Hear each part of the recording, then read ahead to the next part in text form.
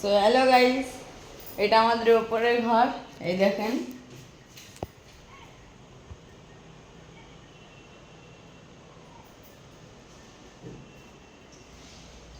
এই দেখেন সব কিছু আছে এই ঘরের মধ্যে।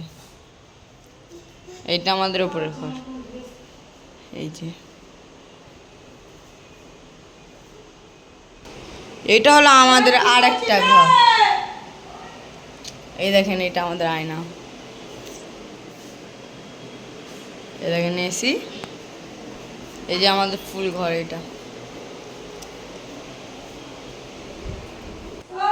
এই যে আমাদের ছোটার মেশিন।